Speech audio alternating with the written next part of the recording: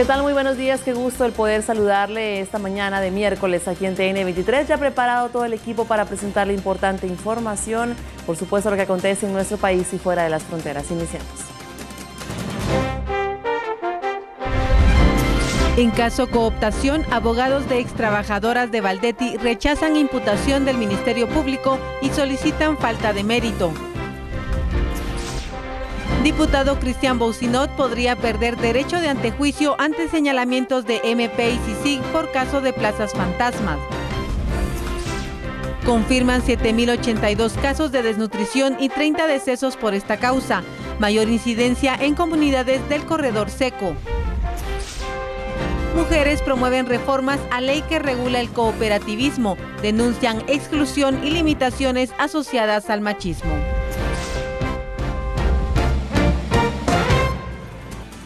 Y es así como damos inicio a conocer qué es lo que sucede en nuestro país y precisamente hablemos de los bloqueos que se tienen registrados para este día y nos comunicamos con Dalia Santos, ella es vocera del Departamento de Tránsito de la Policía Nacional Civil, para que nos amplíe la información ya que se tiene conocimiento que han bloqueado salubristas la Aguilar Batres. Buenos días, Dalia. Gracias, Claudia. Gusto saludarle a todos los televidentes de TN23, actualizando la información respecto a los bloqueos que se tenían contemplados para este día a partir de las 6 de la mañana.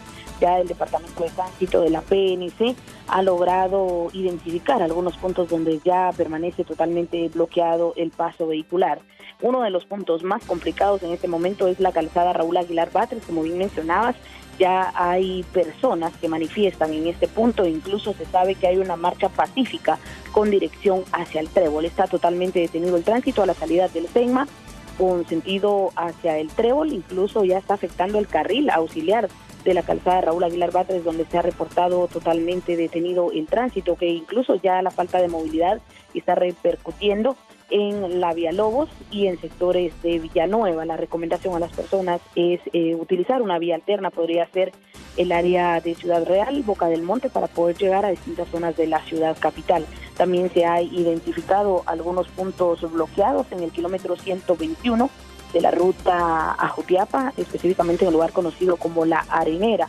Y también se da a conocer que en el kilómetro 74 de ruta al Atlántico ya permanece totalmente bloqueado el paso de vehículos. Y también en el kilómetro 248, ruta a Tecumán, en el lugar conocido como Cruce de las Victorias, ya hay largas filas de vehículos de transporte pesado y transporte colectivo que están a la espera de que pueda liberarse el paso de vehículos en ese sector. Son los puntos que tenemos ya confirmados, pero sí se ha dado a conocer que en otros sectores se mantiene ya la presencia de manifestantes, como en el cruce de Río Hondo Zacapa, donde ya hay aproximadamente 75 personas en espera de recibir la instrucción para poder bloquear el paso de vehículos, y esto pues ya nos mantiene en alerta para poderle informar a la población para que puedan utilizar vías alternas o definitivamente abstenerse de circular en estos puntos. Así que la información, Claudia, no sé si tienes alguna pregunta. Solamente agradecerte, Dalia, por la información que nos has proporcionado, y usted recuerde, amigo televidente, de estar también informado en las redes sociales, Facebook TN Espacio 23 y Twitter @TN23 Noticias. Y seguimos con más información, y es que en inmediaciones del Boulevard Vista Hermosa, zona 15, se registró un hecho armado que dejó a un muerto. La víctima presentaba 2 heridas con proyectil de fuego, una en la cabeza y la otra en el tórax.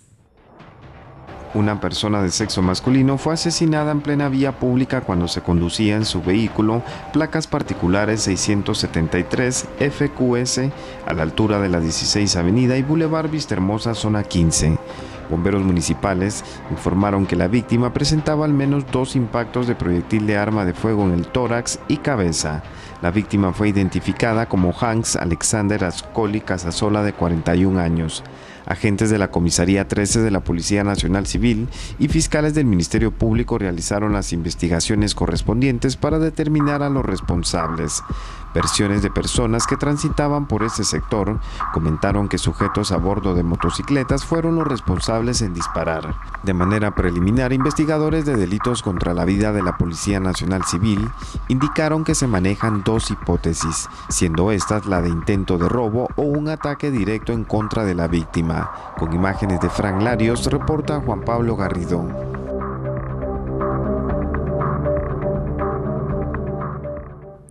Y en otro hecho violento, 2 hombres fueron atacados por desconocidos en un sector de Villanueva. Bomberos municipales cubrieron la emergencia.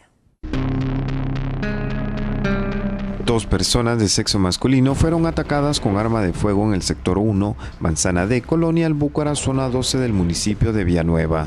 En el lugar quedó el cuerpo sin vida de una persona de aproximadamente 50 años, quien no fue identificado y vestía playera gris, pantalón azul y tenis negros. En estado delicado, socorristas de bomberos municipales trasladaron a un hombre de aproximadamente 30 años a la emergencia del Hospital Roosevelt, donde falleció a su ingreso. Vestía pantalón azul y playera roja y zapatos cafés. Agentes de la Policía Nacional Civil y Ministerio Público realizaron las investigaciones que establece la ley.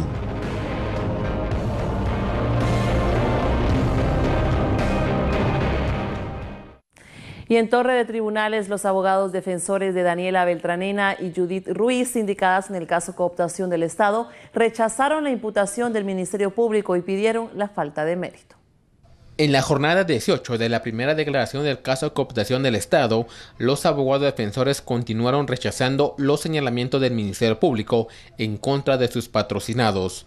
En ese sentido, su señoría, esta representación considera que no existen los indicios racionales de la comisión del delito de falsedad ideológica, porque los vendedores eran los legítimos propietarios del bien inmueble objeto de la compraventa. La compradora es una sociedad y compró a través de su representante legal y acreditó la calidad con que compareció en su oportunidad, señor juez. Además, el precio está documentado en la escritura pública y en el documento privado de venta de mejoras. La defensora jurídica de Judith Ruiz, exdiputada y exasistente de Valdetti, porque las personas que aparecen como representantes de las empresas de cartón no denunciaron ante el Ministerio Público que les pagaban por prestar sus nombres. Socios y representantes legales que recibieron la cantidad de 1,000 quetzales en efectivo. Son personas mayores de edad a las que se les está victimizando en el presente caso, señor juez. ¿Por qué digo eso? Porque manifiestan que fueron engañados, que fueron utilizados, que les dijeron que eran socios de sociedades, que eran representantes legales, que nunca recibían beneficios, pero claro que sí se beneficiaron. 1,000 quetzales mensuales recibían y lo recibieron por mucho tiempo. Cuando recibían esos 1,000 quetzales mensuales, aún hubieran sido 100 quetzales, 50 quetzales. ¿Por qué no presentaron una denuncia? Daniela Beltranena no se unió al Partido Patriota para cometer actos ilegales, aseguró el abogado Jorge Pinto. El Partido Patriota estaba creado desde el año 2000.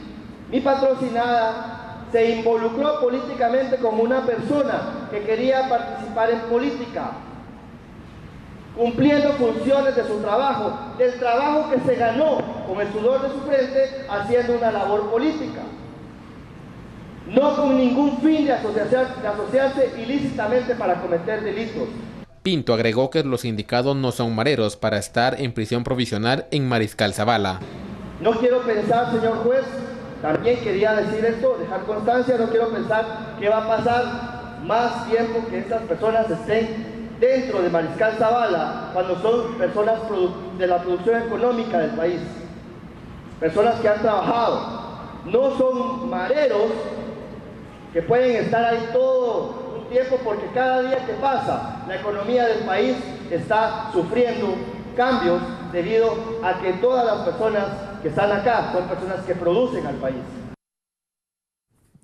Mientras tanto, la abogada defensora de Denis Linares, sindicado en el caso cooptación del Estado, solicitó al juez Miguel Ángel Gálvez que autorice a su patrocinado el ingreso a un centro asistencial privado para que le realicen algunos exámenes médicos. Por problemas con la vesícula o el apéndice, la abogada de Denis Linares solicitó al juez de mayor riesgo que su patrocinado sea evaluado en un hospital privado en la zona 17 capitalina. La defensora le entregó al juzgador Gálvez un informe que realizó un doctor del sistema penitenciario, quien determinó que Linares sí padece de quebranto de salud. Cuando ingresó al hospital general, el médico lo examinó y él dio otro diagnóstico. Indicó que era de la vesícula y que era necesario realizarle algunos exámenes. Mas, sin embargo, indicó que no había camas para dejarlo internado, que no había insumos, que era necesario realizarle un ultrasonido y que además para poder ingresar necesitaban una orden de juez competente. Ahora, mi solicitud es que a través de su persona gire sus buenos oficios para que a mi defendido el día de hoy, a través de que se gestione ante el sistema penitenciario, pueda ser ingresado a un centro hospitalario privado, y es en el Hospital Metro Norte, para que le puedan realizar los exámenes, porque si en el Hospital General no existen los insumos, la salud de mi defendido pues peligra, y recordemos que la salud es lo primordial de un ser humano. El médico del sistema carcelario autorizó que Linares fuera llevado al Hospital General San Juan de Dios, pero no fue atendido por no tener una orden judicial y porque ese nosocomio no tiene los insumos adecuados. Por esta razón, la familia de Linares cancelará la evaluación en un hospital privado si el juez Gálvez autoriza su egreso de la cárcel. Y les informamos que Camtur pide que se respete el derecho de presunción de inocencia en el caso que se sigue en contra de miembros de una red hotelera, caso que no impacta las operaciones turísticas del país.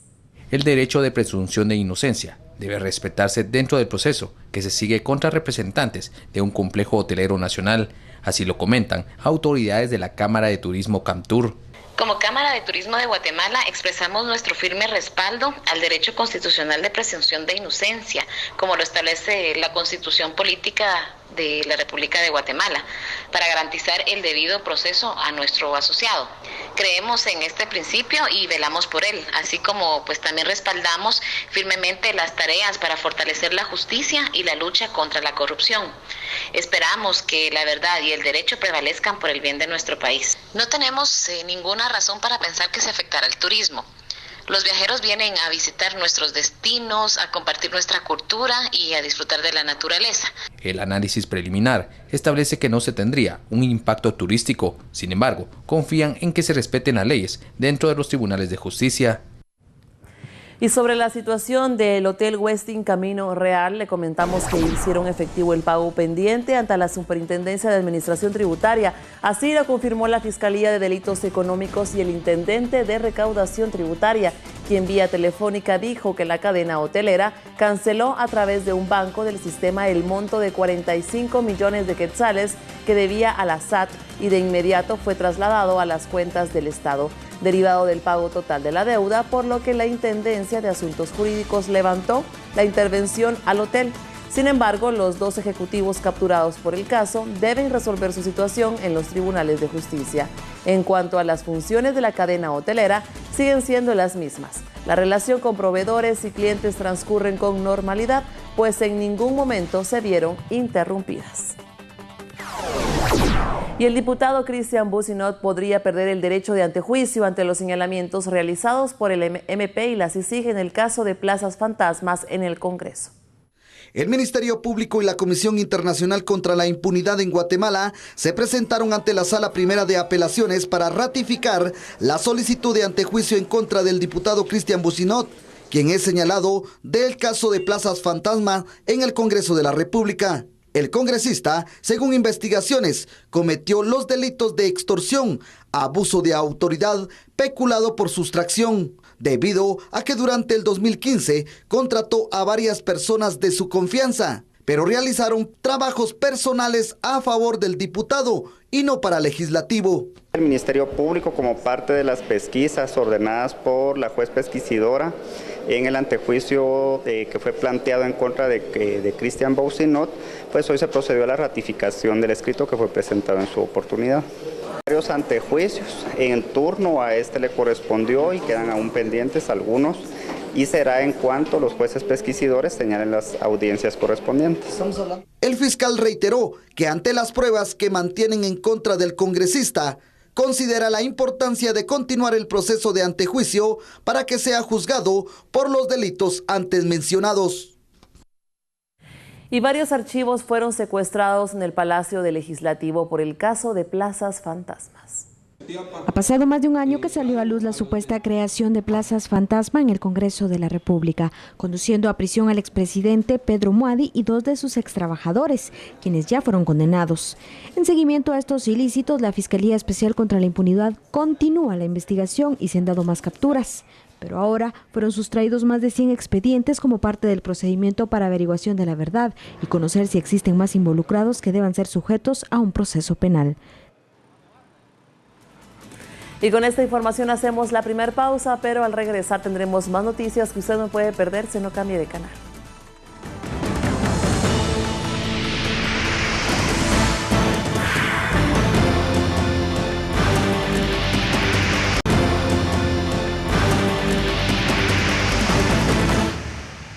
Y continuamos informándole esta mañana de miércoles aquí en TN23. Gracias por la sintonía. Le comentamos que la CESAN confirma incremento de casos de desnutrición en los departamentos de Jalapa, Zacapa y Chiquimula. Autoridades del Consejo de Seguridad Alimentaria Nacional confirman 7.082 casos de desnutrición, lo que significa una leve disminución menor al 5% a nivel nacional. No obstante el dato, se registran más de 30 muertes. El registro que tenemos son 35 fallecidos por desnutrición aguda a esa misma semana epidemiológica. Comparada con la misma semana epidemiológica del año pasado son 12 casos menos. También con la misma precaución estamos tomando los datos. A este dato se detectó un incremento de casos en varios departamentos del corredor seco a consecuencia de la sequía. En Chiquimula, en Zacapa y en Jalapa. ¿Cuántos casos estamos hablando? Cada uno de ellos tiene alrededor de 25 a 30 casos adicionales a los que el año pasado tenían. Eso, el análisis que hacemos es de que el fenómeno del niño sí impactó en la inseguridad alimentaria y nutricional de las familias del corredor seco y es por eso que se están implementando las medidas por parte del Ministerio de Agricultura. Ante esta situación se evalúa una asistencia alimentaria y transferencias condicionadas para las familias afectadas, mientras el CONASAN aprobó un plan operativo por 5.300 millones de quetzales para el próximo año. Y siempre hablando de este problema, nutricionistas de INCAP advierten que la desnutrición continúa expandiéndose en el país, por ello recomiendan impulsar programas alimentarios constantes. El avance de la desnutrición en su nivel crónico y agudo continúa expandiéndose a toda la población, comentan representantes del Instituto de Nutrición de Centroamérica y Panamá, INCAP. El bajo rendimiento de una persona y el desarrollo de una comunidad puede atribuirse a la mala alimentación que se brinda desde el nacimiento. Es por ello que la atención a los problemas económicos y pobreza influyen para combatir este flagelo. Si el niño no lo recibe en esa fase importante, pues obviamente el niño se va rezagando. ¿Y qué pasa? Al final de los 2 años el niño ya tiene instalado fallo en crecimiento y ya tiene afectado su desarrollo cognitivo. Eso quiere decir que vamos a tener niños que al convertirse en adultos van a ser niños de baja estatura, van a ser niños de pobre desarrollo mental, van a tener problemas de la escolaridad y eventualmente van a ser niños que se convierten en adultos poco productivos y eso afecta lo que se llama capital humano. Entonces eso es lo más importante de la, podríamos llamarle aquí, epidemia silenciosa que tenemos en Guatemala, lo que es la desnutrición crónica. En la actualidad, las medidas de atención a infantes desnutridos son escasas, por lo que necesitan ser fortalecidas y ser constantes. En cuanto se identifiquen esos casos, rápidamente atenderlos. Y eso ya no debería de requerir que llevar a los niños a los hospitales. La mayoría de casos pueden ser tratados en los hogares. Entonces creo yo que eso es lo que a veces ha faltado. Han habido buenos intentos y les reconozco que han habido buenos avances, pero aún esos avances no son sostenibles, no son sostenidos. Y eso provoca que cada año pues tengamos una crisis diferente. Y seguimos informándole, le comentamos que el vicepresidente de la República ha indicado que los salubristas no comprenden las acciones que se están dando y para ello nos comunicamos con Raúl Morales, compañero de Albavisión, quien tiene más información al respecto. Adelante, Raúl, muy buenos días, ¿cómo estás? Buenos días, compañeros, allá en Estudios Centrales. Hace pocos momentos ha finalizado el gabinete económico con el vicepresidente de la República, Jafet Cabrera. Al finalizar, él indicaba que desconoce cuáles son los motivos ahora del sector salud, que ha tomado medidas de hecho, pese a que ellos se han sentado a dialogar con ellos y se les ha propuesto diferentes proyectos. Sin embargo, ellos quieren más de estos, lo que viene a perjudicar especialmente a la población guatemalteca en el interior del país, debido a los bloqueos que realizan y la marcha que se encamina hacia la Casa Presidencial. En conferencia de prensa, esto era lo que indicaba el vicepresidente de la República, Jafet Cabrera. Estoy platicando ayer con los dirigentes sindicales y creo que no logran entender que el problema, ellos están pidiendo que se les pague viáticos, que se les pague una cantidad de cosas que el presupuesto ahorita no da. Y hemos entrado en un diálogo para poder buscar esa salida. Pero yo creo que esta situación ellos la están sobredimensionando porque se les ha atendido, se les ha abierto las puertas para el diálogo, se les propuso una forma de pago y realmente la intencionalidad que tienen pues no la entendemos, porque yo me reuní ayer por la tarde con el sindicato y habíamos quedado pues de que a través de este diálogo íbamos a enderezar otra vez las baterías para que el Ministerio de Salud pueda cumplir con esos pagos que están pendientes a medida que el presupuesto lo dé, porque no podemos estar viendo esos pagos y cuando tenemos las necesidades que ustedes saben, ¿verdad? Lo que platicamos ayer de los hospitales, que se gasta el presupuesto, no alcanza lo que se tiene, pero esa es la razón. El vicepresidente indicó que el diálogo continuará con los salubristas hasta llegar a un acuerdo pese a las exigencias que ellos hacen y que se basa sobre todo en el presupuesto que cuenta el actual gobierno y que no ha alcanzado para los diferentes proyectos que se tenían previsto, especialmente en el tema de seguridad y justicia, así como el Ministerio de Educación, y se está haciendo todo lo conveniente para salir adelante con el problema de salud pública. Este es mi reporte desde Casa Presidencial. Adelante, compañeros de TN23. Muchas gracias a Raúl Morales por la información que nos ha proporcionado acerca de esta conferencia de prensa y el tema que tocó el vicepresidente Jafet Cabrera. Y en más noticias, mujeres cooperativistas solicitan reformas a la ley 49-20 que regula el cooperativismo, ya que aseguran que limita espacios al género femenino para ocupar cargos de mando. Sin dudas, las mujeres son parte importante de la sostenibilidad de un hogar, en muchos casos quienes realizan la función administrativa de los recursos económicos familiares y un sector productivo de suma importancia en el país, pero al parecer aún sufren serias limitaciones como en las cooperativas. Nos tienen olvidadas, no hay ese desarrollo económico para las mujeres y debería haber esa repartición equitativa. En las cooperativas hay veces que son mixtas, van el apoyo para los hombres y las mujeres no, las mujeres siempre están a un lado. Por tal motivo, la Alianza de Mujeres Cooperativistas de Guatemala pide al Congreso que se reforme la ley de cooperativistas. Nosotras como mujeres hemos visto que movemos la economía del país, sin embargo nos encontramos con barreras de cristal que no permiten que sigamos avanzando. Este caso lo cito en la participación en los cargos de toma de decisión, porque regularmente las mujeres participan como vocales. Entonces, no hay una participación efectiva. Las mujeres cooperativistas están convencidas que en una mejora en las condiciones productivas de ellas repercutiría directamente en la calidad de vida de las familias. Que sí, nosotros hemos visto algunas compañeras que ya están incursionando mucho en el mundo del cooperativismo y realmente sus familias han tenido mejoras económicas. En el último censo realizado en 2012 se determinó que más de 500,000 de mujeres guatemaltecas participan en el cooperativismo. Y empresarios de la Cámara Binacional Mexicana piden agilizar los procesos aduaneros y así evitar las enormes filas que se registran actualmente. Va a tomar un poco, algunos días, yo creo que una semana más eso ya debiera estar fluido. Aparte hay que recordarse que la frontera de Guatemala y México es la frontera de Centroamérica con México. Entonces había toda una complicación de no solo de Guatemala, sino que toda la región.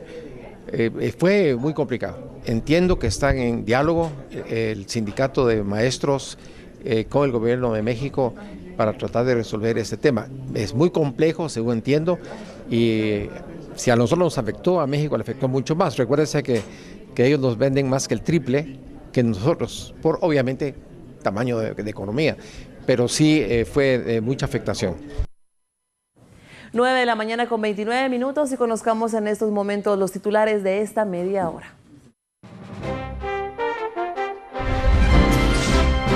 Estadísticas revelan que más del 90% de violaciones en niñas y adolescentes son por parte de personas cercanas a las víctimas. 1.300 millones de quetzales destinó el Ministerio de Finanzas para pago de bono 14 a trabajadores del Estado. Denuncias por publicidad engañosa se incrementan en el mes de julio.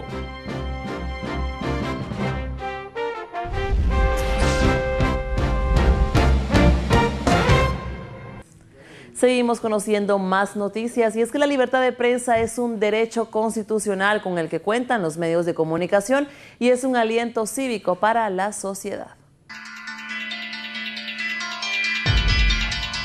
Fue en 1994 cuando se abordó el tema sobre la declaración de Chapultepec en la conferencia hemisférica sobre la libertad de expresión celebrada en México. Sin libertad de expresión y libertad de prensa, es imposible hablar de democracia y se forjaron los principios que fueron ratificados el año pasado por los entonces presidenciables. Además del artículo 35 de la Constitución Política de Guatemala, existe la Declaración de Chapultepec, que tiene como objetivo defender la libertad de expresión y enfatiza que no es una lucha de un día, sino un afán permanente. La declaración determina que la libertad de prensa no solo es un baluarte y antídoto contra todo abuso de autoridad, es el aliento cívico de una sociedad. Son 10 principios los que integran la declaración de Chapultepec. Todos son determinantes sin duda, pero 5 de ellos resaltan y dejan clara la posición de los medios de comunicación ante la sociedad y sus garantías. No hay personas ni sociedades libres sin libertad de expresión y de prensa. El ejercicio de esta no es una consecuencia de las autoridades, es un derecho inalienable del pueblo. Toda persona tiene el derecho a buscar y recibir información, expresar opiniones y divulgarlas libremente. Nadie puede restringir o negar estos derechos. El asesinato, el terrorismo, el secuestro, las presiones, la intimidación, la prisión injusta de los periodistas, la destrucción material de los medios de comunicación, cualquier tipo de violencia y la impunidad de los agresores coartan severamente la libertad de expresión y de prensa. Estos actos deben ser investigados con prontitud y sancionados con severidad. Los medios de comunicación y los periodistas no deben ser objeto de discriminaciones o favores en razón de lo que escriban o digan. Ningún medio de comunicación o periodista debe ser sancionado por difundir la verdad o formular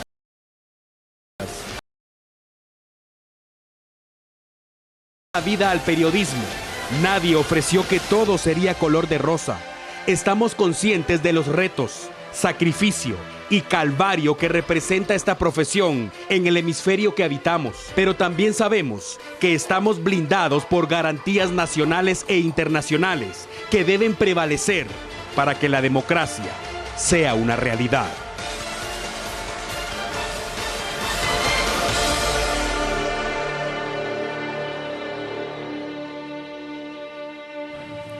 Y seguimos con otro tema también de importancia nacional y es que nos comunicamos para ello con Sandra Rodas, ya que nos brindará importante información sobre el pago al impuesto de circulación de vehículos y por supuesto las modificaciones a la calcomanía para este 2016. ¿Qué nos puedes comentar, Sandra? Buenos días. Claudia, buenos días. Cuando son las 9 de la mañana con 33 minutos, estamos ya a la espera de una conferencia de la prensa convocada por la Superintendencia de Administración Tributaria. Serán 2 temas a abordar. El primero será pues las modificaciones a la calcomanía 2016. Cabe destacar que ya lo habíamos informado en primicia, en donde le estarán incluyendo ciertos datos importantes a esta calcomanía a petición de las diversas policías municipales de tránsito a nivel nacional. Brevemente sería el nombre del propietario del automotor, partes importantes, información del automotor también que estarían pues imprimiéndose en esta calcomanía electrónica. Y otro tema también importante a abordar en la SAT sería también Sobre las placas para motocicletas, recordemos que también ellos estaban pues desabastecidos de cierta manera sobre este tema, y son dos temas a abordar en esta conferencia de la prensa que con muchísimo gusto vamos a estar ampliando en las diversas emisiones. Claudia, buenos días. Muy buen día para ti, Sandra. Gracias por el reporte que nos has proporcionado. Importante conocerlo para que todos los automovilistas lo tomen en cuenta. Una pausa y ya regresamos con más.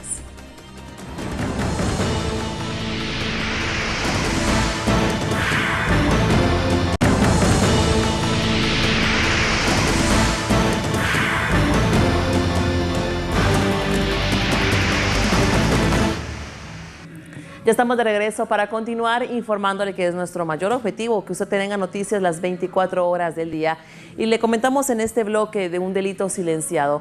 Así se resumen las menores de edad a la violación sexual de la que han sido objeto. Las estadísticas son alarmantes en el país, pese a que existen víctimas que prefieren callar. Conozca usted la información y, por supuesto, más adelante tendremos la entrevista con expertos en el tema.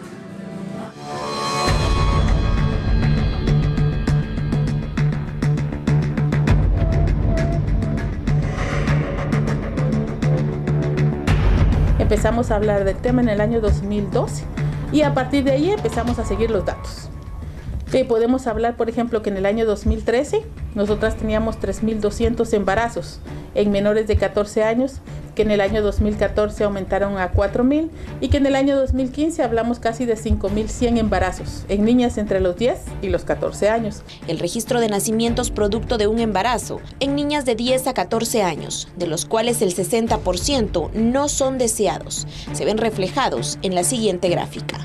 En el 2013 se reportan 1.914 nacimientos, mientras que para el 2014, 2.400. En el 2015, 3.000 partos. Y en lo que va del año, se han registrado 800 partos de niñas menores de edad.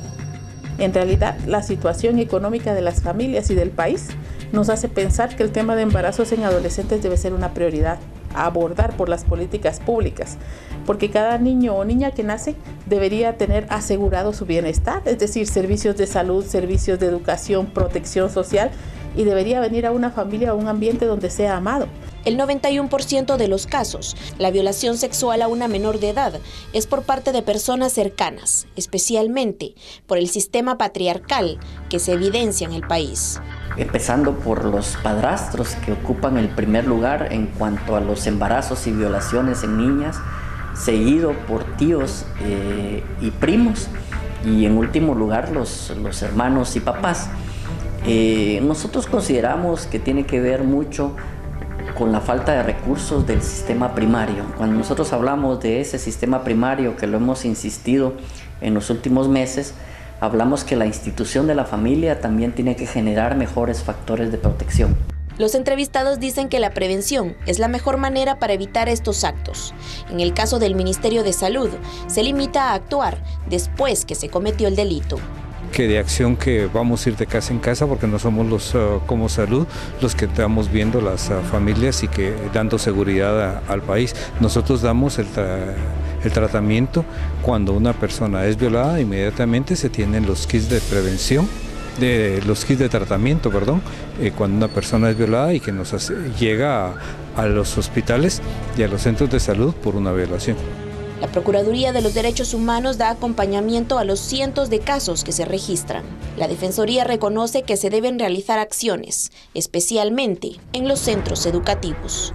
Por lo que es importante que realmente se desarrolle este tipo de campañas que vayan dirigidos a los responsables, a quienes cometen este tipo de delitos.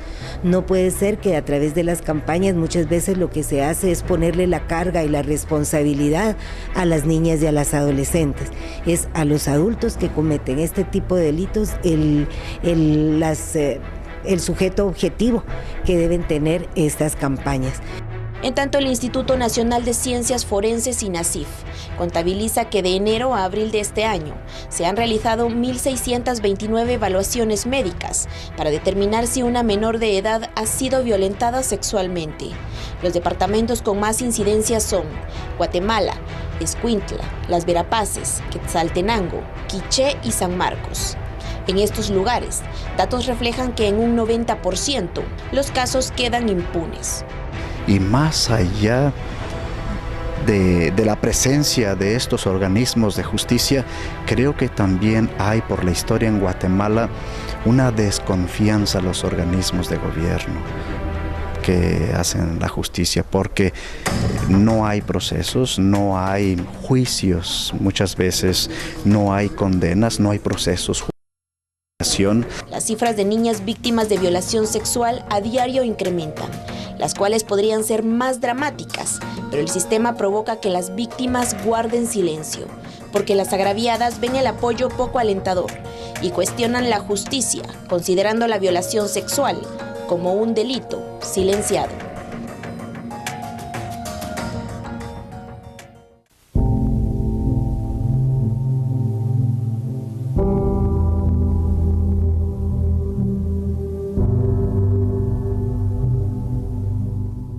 Mujeres, seres divinos que aunque se tiene la idea de que son el complemento del hombre, en realidad tienen la capacidad de gobernar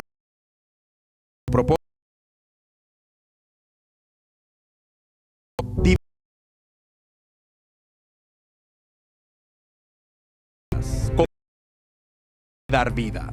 No cabe duda que una mujer embarazada es uno de los milagros de la vida, pero ese milagro debe ser voluntario. Un embarazo, producto de una violación, es vivir en el infierno con un ángel en su interior. La situación es más complicada cuando se trata de una niña. Además de sufrir la cobardía y los daños que deja una violación, su cuerpo no está preparado para los cambios que provoca un embarazo y es obligado a adelantar todos esos procesos. Además, no se cuenta con la capacidad psicológica para aceptarlo. La salida más fácil para muchas niñas e incluso sus padres es el aborto. Otros rechazan esa idea y aseguran que se trata de un asesinato, que el niño no tiene la culpa y debe nacer.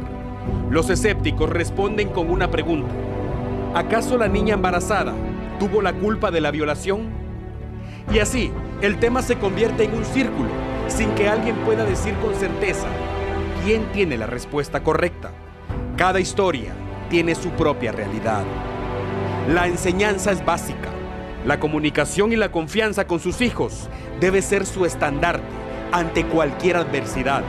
Infórmese y traslade ese conocimiento a sus hijos. Un embarazo prematuro es padecer el conflicto de vivir entre el cielo y el infierno.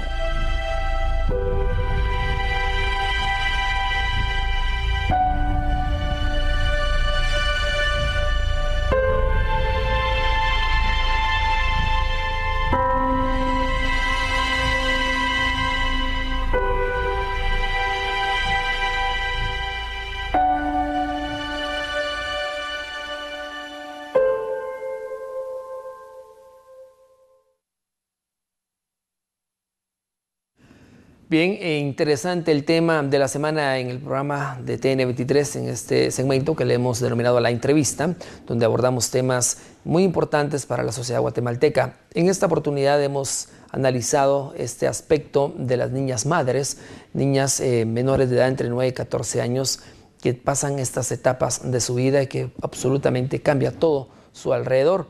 Hemos conocido diferentes análisis, diferentes estrategias, diferentes recomendaciones y hoy precisamente me acompaña la licenciada Carla Santizo, quien es directora de la Secretaría contra la Violencia Sexual, Explotación y Trata de Personas, de los albergues específicamente, quien estará dándonos a conocer detalles importantes sobre la relación que tienen ellos con estas personas y el apoyo que le brindan. Licenciada, buenos días, bienvenida. Buenos días, muchas gracias. ¿Qué hacen en SBET para poder apoyar a estas personas, tomando en cuenta el rango de edades y la situación social en la que viven? Sí, le comento que SBET tiene a cargo 3 albergues temporales especializados para la atención de menores de edad víctimas de los delitos de violencia sexual y trata de personas. Sin embargo, haré énfasis en el de violencia sexual, el cual está ubicado en el municipio de Cobán, departamento de Alta Verapaz. Este es un albergue temporal y especializado para la atención directa de las víctimas menores de edad de este delito, y también atendemos a niñas embarazadas y adolescentes también embarazadas y a sus bebés cuando ya o con sus bebés, ¿verdad? Claro, de hecho tenemos conocimiento que hace unos 10 años, tal vez en el interior de la República, repuntaban estos números de casos, tanto por la situación de educación económica y social que se vivía. Pero hoy la capital ya se compara en gran número también de estos casos. ¿Qué creen ustedes que puede estar pasando? Sí, realmente es un globo de situaciones, ¿verdad? Pero en realidad las víctimas de violencia sexual, por lo que nos hemos dado cuenta y atendiendo a tantas niñas que tenemos en los albergues, el entorno familiar es uno de los problemas principales, porque muchas veces las niñas son víctimas de su propia familia. Son los papás, los abuelos, los tíos, los hermanos los que muchas veces son los agresores de estas niñas. Ese es uno de los factores, creo yo, más trascendentales para que las niñas sean víctimas. Claro, en estos albergues que usted me platica, licenciada, que SBET tiene a disposición de la población guatemalteca, es gratuito, ¿verdad? Por supuesto, es gratuito. ¿Y la orientación cómo es? ¿Cuál es el proceso? Cuando ingresan ellas, desde su recibimiento hasta la orientación que le van dando poco a poco y el apoyo que le van brindando durante este periodo en el cual ellas están experimentando una etapa pues que nunca se imaginaron. Sí, le comento, nuestras niñas ingresan con nosotros por orden judicial, es decir que a nuestros albergues llegan las niñas una vez el juez lo haya determinado. Estas niñas, pues desde que ingresan nosotros les damos un abordaje integral o una atención integral, aspectos de salud, una atención psicológica, educativa, nutricional, o sea, nosotros vamos más allá de atenderlas emocionalmente. Nosotros tratamos también de que durante el tiempo que el juez determine que estén con nosotros, las niñas se puedan estar lo mejor atendidas. Tratamos de que continúen sus estudios, que tengan una atención en salud. Desde que ingresan, pues las llevamos a los hospitales o al centro de salud para que les hagan sus evaluaciones médicas. Si es necesario, les damos el tratamiento correspondiente. También en el tema de nutrición hemos tenido casos de niñas donde han ingresado en un estado crónico de desnutrición. Atendemos también este tipo de situación. En el tema psicológico, definitivamente, ¿verdad? Estamos de la mano con ellas, brindándoles una atención psicológica inmediata y también, pues, el caso, depende de cada caso, ¿verdad? Le damos un tratamiento especializado y diferenciado. Claro, licenciada, usted da a conocer datos importantes en relación a la orientación que se les da. Cuando ustedes han recibido, en base a su experiencia, han recibido a estas niñas, ¿en qué grado de nutrición llegan? ¿En qué condición psicológica llegan? ¿En qué condición física? Sí, definitivamente la situación en la que llegan es preocupante porque sí tenemos muchas niñas que han llegado desnutridas. Eso significa que el entorno donde ellas estaban viviendo, ¿verdad?, no recibían una atención adecuada, ¿verdad? En cuanto a la atención psicológica, ¿verdad?, sí, desde que ellas llegan es notorio, ¿verdad?, que ellas necesitan de manera inmediata una atención especializada por el acontecimiento que ellas sufrieron, aunque le comento que hay muchas veces que las niñas ni siquiera saben que son víctimas de estos delitos. Claro, la inocencia. Entonces, la inocencia, ellas lo ven normal. Es ahí donde nosotros también como Estado, como SBET, entramos y les damos ese tipo de atención, ¿verdad?, para que ellas conozcan su situación, ¿verdad?, y que salgan adelante. Claro, usted me habla de ciertos albergues que están distribuidos. De hecho, tenemos algunas imágenes en pantalla de los albergues que se están ustedes dando como una opción de apoyo a estas niñas entre 9 y 12 años. De hecho, estamos viendo imágenes del albergue de Cobán, licenciada. Tenemos entendido que también, aparte de las actividades que realizan para poder recuperarse psicológica y físicamente, también hay algunas actividades recreativas para que ellas también logren tener su mente despejada en momentos determinados para no caer en algún momento emocional que pueda ser muy perjudicable. Por supuesto, la recreación, como para cualquier niño, es importante en su etapa de desarrollo y de crecimiento, ¿verdad? Entonces abarcamos esta etapa de la vida de nuestras niñas y también les brindamos terapias ocupacionales. tratamos de que las niñas, les tratamos de crear su proyecto de vida, atendiendo a lo que ellas quieren ser, ¿verdad? Por ejemplo, si ellas quieren manualidades, les damos esta atención en manualidades, les damos todos los insumos, al igual que costura, entre otras terapias ocupacionales que tenemos. Claro, interesante, licenciada, la actividad que ustedes realizan. Si lo vemos a nivel centroamericano, ¿cuántos de estos tipos de albergues existen? Pues déjeme contarle que es gratificante para Guatemala tener este tipo de albergues. Somos ejemplo para Centroamérica a nivel regional. De hecho, pues ellos son los que quieren implementar este tipo de albergues, qué bueno, porque nos diferenciamos ya que somos especializados en la atención a este tipo de víctimas. Claro, ¿no? Y de hecho, países como El Salvador, Honduras y Nicaragua viven similar situación que Guatemala, en el sentido de que es en el núcleo familiar donde ocurren estos hechos. Lamentablemente, así son las estadísticas, así son los datos, y qué bueno que también SBET esté colaborando en ese sentido profesional, de estar dando estas asesorías y de estar dando estos impulsos. Como Guatemala, ¿se tiene alguna proyección, licenciada, de ir a otros departamentos como el oriente del país y poder expandir esta atención a estas niñas que lo necesitan realmente? Usted lo ha dicho, a través de una orden de juzgado, pero ¿habrá opción de que algunas personas que no tengan esta situación puedan acudir en vista de que necesitan esa orientación necesaria? Sí, le comento que parte del trabajo de la Secretaría contra la Violencia Sexual, Explotación y Trata de Personas es llegar a todo el país de Guatemala, brindando toda la orientación para que las personas denuncien este tipo de casos, ¿verdad? Con la denuncia ya se inicia un proceso de medidas de protección, y si ellas pues son víctimas de estos delitos, pues llegan a nuestros albergues, y sí tenemos visualizado ir más allá de los departamentos en donde estamos. Lamentablemente, pues este es un flagelo que usted muy bien lo ha dicho a nivel nacional.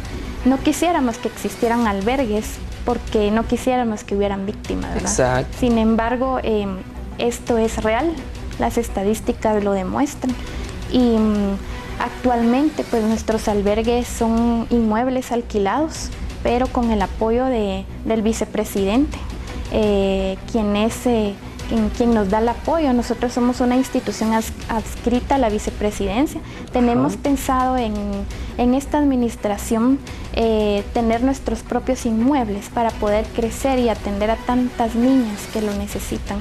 Claro, licenciada, en el abordaje, cuando ustedes reciben a estas personas y estos adolescentes, estas niñas, estos niños, ¿cuánto tiempo ustedes proyectan en su recuperación? El tiempo varía, como le comento, depende de la temporalidad que el juez determine en que estén con nosotros. Sin embargo, el periodo oscila entre 3 meses a 6 meses. El tiempo ideal para su recuperación es entre 6 a 9 meses. Claro. Prácticamente el periodo. Prácticamente, exactamente. Eso nos ayuda a poderles dar una atención integral y poder cumplir el objetivo de su recuperación emocional y social. Claro. Si yo le preguntara, licenciada, ¿cuál es el número de niñas que ustedes han logrado recuperar desde que se iniciaron con esta creación de albergues? Una proyección. Sí, mire, nosotros estamos desde el año 2014 con estos albergues. A la fecha, hablando propiamente de víctimas de violencia sexual menores de edad, hemos atendido un total de 122 menores de edad.